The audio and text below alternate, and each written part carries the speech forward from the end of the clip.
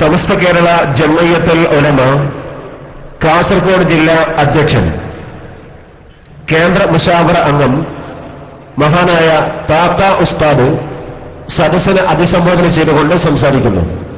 ആദരപൂർവ്വം ക്ഷണിക്കുന്നു.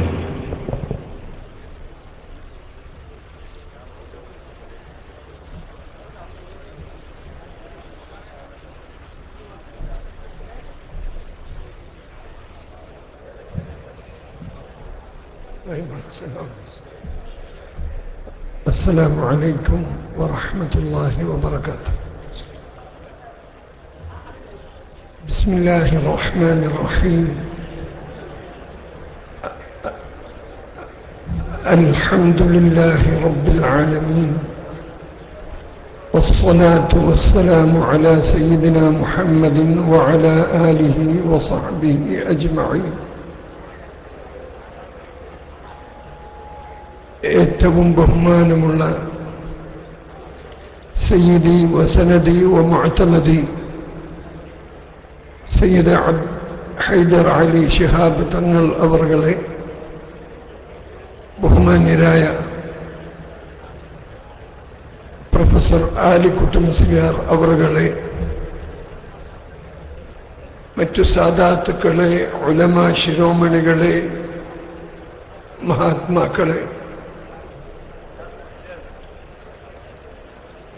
പെട്ടെന്ന് ആണ് ഇങ്ങനെ ഒരു അവസരം എനിക്ക് വന്ന് ലഭിച്ചിരിക്കുന്നത്. ഈ അവസരം ഒരു കാര്യം വ്യക്തമാക്കാൻ ഉദ്ദേശിക്കുകയാണ്. സമസ്ത കേരള ജംഇയ്യത്തുൽ ഉലമായുടെ ഹഖ്ഖിയ്യത്ത് സുബൂത്താക്കാൻ അല്ലാഹു സുബ്ഹാനഹു വ തആല ഉണ്ടാക്കി തന്നിട്ടുള്ള ഈ അവസരത്തിൽ ദൃഷ്ടാന്തമാണ് നബി തങ്ങളുടെ ഒരു ചട്ടി എന്ന് പറഞ്ഞുകൊണ്ട് സമസ്തയെ എതിർക്കുന്നവർ നമ്മുടെ മുമ്പിൽ വന്നിട്ടിരിക്കുന്നത്. ബുദ്ധിയുള്ള ഒരു മനുഷ്യനും അത് അപവാദമല്ല എന്ന് മനസ്സിലാക്കാൻ കഴിയാത്തക്ക രൂപത്തിൽ സൂര്യപ്രകാശം പോലെ തെളിയിക്കപ്പെട്ടിരിക്കുന്ന ഒരു കാര്യമാണ്. അതിന്റെ ഫോട്ടോ എടുത്ത് നോക്കുമ്പോൾ ആദ്യമായി നമ്മുടെ കണ്ണിന് മുമ്പിൽ വരുന്നത് ദാവൂദി നക്ഷത്രത്തിന്റെ ഫോട്ടോ ആണ്. ആ ചട്ടിയിൽ രേഖപ്പെടുത്തിയിരിക്കുന്ന ദാവൂദി നക്ഷത്രത്തിന്റെ ഫോട്ടോ.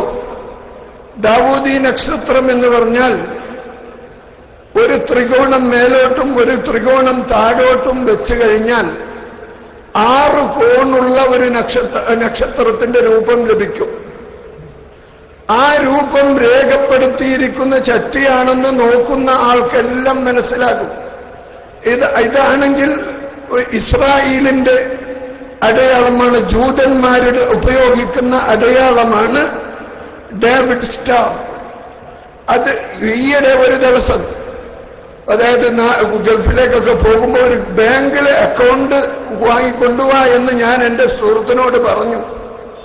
അയാൾ പോയി കൊണ്ടുവന്നത് ഒരു ബാങ്കിന്റെ അക്കൗണ്ടാണ്. ആ ബാങ്കിന്റെ പേരിനോടുകൂടെ തന്നെ ഈ ഡേവിഡ് സ്റ്റാർ രേഖപ്പെടുത്തപ്പെട്ടിട്ടുണ്ട്. കർണാടക ബാങ്ക്.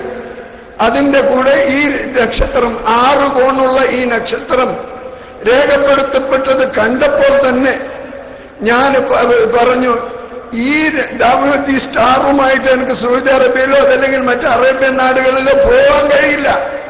ഇത് ഇസ്രായേലിന്റെ അടയാളമാണ്. വേറെ ഏതെങ്കിലും ബാങ്കിൽ നോക്കുക എന്ന് ഒരു കേവലം ബാങ്കിന്റെ ഫോട്ടോ, ഇത് അക്കൗണ്ട് നമ്പർ കണ്ടപ്പോൾ തന്നെ എനിക്ക് അനുഭവപ്പെട്ട കാര്യം അതേപോലെ തന്നെയാണ് ഈ ചട്ടി കാണുമ്പോഴും ചട്ടിയുടെ ഫോട്ടോ കാണുമ്പോഴും ആദ്യം എന്നെ സംബന്ധിച്ചിടത്തോളം ഉണ്ടായത്.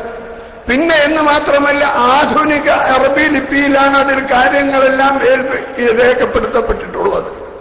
നബി സല്ലല്ലാഹു അലൈഹി വസല്ലം തങ്ങളുടെ കാലത്ത് ഇങ്ങനെയുള്ള ലിപി ഉണ്ടായിട്ടേ ഇല്ല. അതുപോലെ തങ്ങൾ ബഹുമാനപ്പെടുന്നു.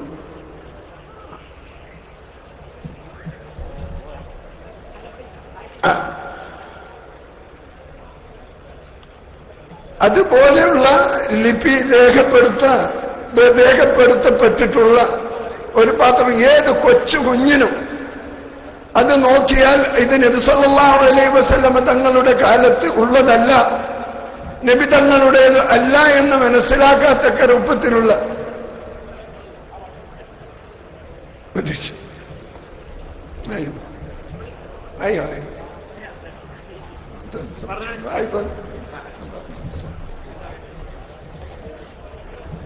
ഒരു ചട്ടിയാണെന്ന് ഇത് എന്താണ് നമുക്ക് മനസ്സിലാക്കാൻ കഴിയുന്ന കാര്യമാണ്. ഇതിപ്പോ വേറൊന്നുമല്ല. അതായത് അല്ലാഹു സുബ്ഹാനഹു വ തആല സമസ്ത കേരള ജംഇയ്യത്തുൽ ഉലമായുടെ ഹഖിയ്യത്ത് സാബിത്താക്കാൻ, സുബൂത്താക്കാൻ, സ്ഥാപിക്കാൻ ഇട്ടു തന്നിരിക്കുന്ന ഒരു ദൃഷ്ടാന്തമാണ്. അല്പ ദിവസം മുമ്പ് എന്റെ അടുക്കൽ ഒരാൾ വന്ന് പറങ്കിപ്പേട്ട ആ ഭാഗത്തുള്ള ഒരു പൗരപ്രധാനി, എന്നിട്ടും ഇങ്ങനെ സംസാരിച്ചു കൊണ്ടിരിക്കുമ്പോ അയാൾ പറഞ്ഞു, ആ കൂട്ടത്തിലും പണ്ഡിതന്മാരുണ്ടല്ലോ ഉസ്താദെ. അപ്പോൾ ഞാൻ പറഞ്ഞു, ഈ ചട്ടിയുടെ കാര്യം അയാളുടെ മുമ്പിൽ ഇങ്ങനെ രേഖപ്പെടുത്തിയിട്ട് നിങ്ങൾ എന്താണ് പറയുന്നത്? ഇതിനെ എതിർക്കണോ എന്നാ എതിർക്കണ്ട എന്നാണോ? തീർച്ചയായും ഈ ചട്ടിനെ എതിർക്കണോ ഉസ്താദെ? എതിർത്ത ശരി. അപ്പൊ ഈ കാര്യം ഇന്ന് ഇതിനെ എതിർക്കുക എന്നുള്ള കാര്യം ഇവിടെ ആരാണ് ചെയ്തുകൊണ്ടിരിക്കുന്നത്? അത് സമസ്ത കേരള ജംഇയ്യത്തുൽ ഉലമയാണ്. അത് തന്നെ പോരെ നിങ്ങൾക്കിത് സത്യമാണെന്ന് മനസ്സിലാക്കാൻ? അപ്പോൾ ഇതിനെ അനുകൂലിച്ചുകൊണ്ട് മൗനം പ്രകടിപ്പിക്കുന്ന അതിലെ പണ്ഡിതന്മാരെ പറ്റിയിട്ട് നിങ്ങളുടെ അഭിപ്രായം എന്താണ്? എതിർക്കാതെ ഇതിനെ അനുകൂലിച്ചുകൊണ്ട്, അതിൽ മൗനം പ്രകടിപ്പിച്ചുകൊണ്ട് അതിനെ അനുകൂലിക്കുന്ന അതിലെ പണ്ഡിതന്മാരുടെ അഭിപ്രായം എന്താണ്? എനിക്കൊന്നും പറയാൻ അറിയില്ല ഉസ്താദേ എന്ന് പറഞ്ഞപ്പോ ഞാൻ പറഞ്ഞു, അതായത് ഈ സൂര്യപ്രകാശം പോലെ വ്യക്തമായിട്ടുള്ള ഈ കളി, അതുപോലെ ഈ നബി സല്ലല്ലാഹു അലൈഹി വസല്ലമ തങ്ങളുടെ പേരിനോട് ചേർത്തിട്ട്, അപ്പോൾ അത് അവർ പറയുന്ന ഒരു കാര്യം, നബി തങ്ങളോടൊന്ന് ചേർത്ത് പറഞ്ഞാൽ പിന്നെ ഇതിനെപ്പറ്റി ഒന്നും നോക്കാനില്ല, അതങ്ങോട്ട് സ്വീകരിക്കലാണ്. സഹോദര, നബി തങ്ങളുടെ അല്ല എന്നുള്ളത് നമ്മുടെ മുമ്പിൽ വ്യക്തമായാൽ എന്ത് ചെയ്യണം? അത് നിങ്ങൾക്ക് വ്യക്തമായിട്ടില്ലെങ്കിലല്ലേ ഈ കാര്യം നബി തങ്ങളുടേത് അല്ല എന്ന് വ്യക്തമായി കഴിഞ്ഞാൽ എന്ത് ചെയ്യണം? എന്ത് ചെയ്യാൻ? അതിനെ എതിർക്കുക എന്നുള്ളത് ഉലമാക്കളുടെ ആദ്യത്തെ ഉത്തരവാദിത്വമാണ്. കാരണം ഐക്യം എന്നുള്ളത് ഫർളാണെങ്കിലും അതിനേക്കാൾ ഏറ്റവും വലിയ ഫർളാണ് മുസ്ലിമീങ്ങളുടെ ഈമാനിനെ സംരക്ഷിക്കുക എന്നുള്ളത്.